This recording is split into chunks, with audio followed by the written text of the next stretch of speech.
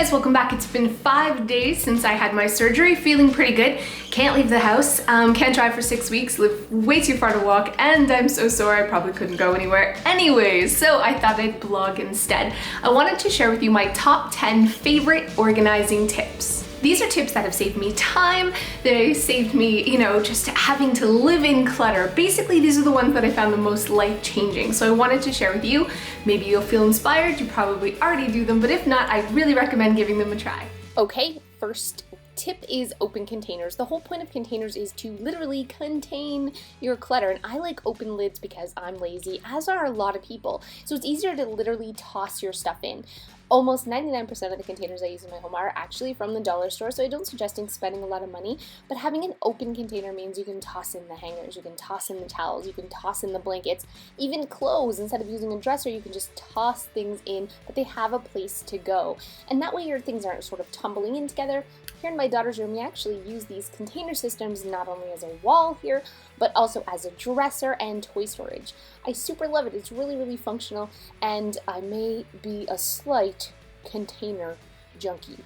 Tip number 2 is label, label, label. Labeled bins, you're just more likely to put things away. They actually did studies on this that show you're more likely to put things away if they're labeled. I especially think you should label for kids because it's just easier if their toys are all sorted in one place. It's easier for them to play with, and it's easier for them to put away. And your husbands are kind of like giant kids too, so it definitely works for everyone in the family. I know for myself, I'm more likely, even though I know where things go, I'm more likely to actually put it away. Even the toilet paper is labeled. That may be a bit obnoxious.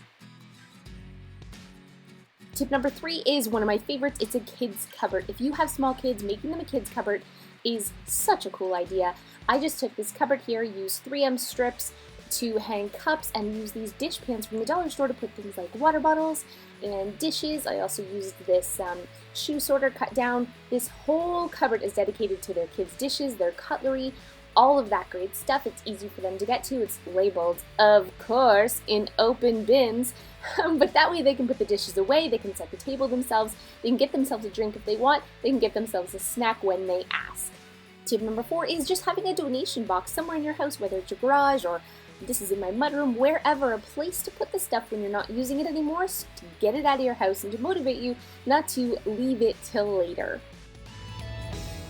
Okay, so tip number 5 is the 1-minute rule. I know I've talked about this before, but I cannot express how amazing it is when you're reminding yourself of the 1-minute rule. So basically what this means is if something takes a minute or less, you do it like right this second. So a 1-minute rule would be after you make a sandwich, it would take less than 1 minute to put the bread and the peanut butter away. I struggle with this, but I still have to remind myself all the time. It also sometimes takes less than a minute to quickly make your bed, to give a quick spit mop to the floor. Not literally with spit, like a quick mop to the floor. There are so many things, and it's kind of fun in the beginning to time how long things actually take you. I know sometimes we procrastinate, emptying the dishwasher, but I've timed it before and it was like 2 minutes to empty the dishwasher. So, 1-minute rule, remember it, it will change your life. Number 6 is get it out of the boxes. Saving a ton of space in your kitchen, if you don't have a lot of space like me, is taking everything out of the boxes. I just use dollar store cereal containers, I use Betty Crocker containers here for all of the different food type things. It saves so much space, it keeps it fresher, and it saves you time too, not having to always open a box or have empty boxes in your cupboards. So tip number 7 is a mail sorting system. If you don't have a mail sorting system, this can be a lifesaver for tackling clutter. We keep this on our desk, and instead of having a pile of papers to go through, I quickly drop them in to be paid or to file or to do or right into the recycling.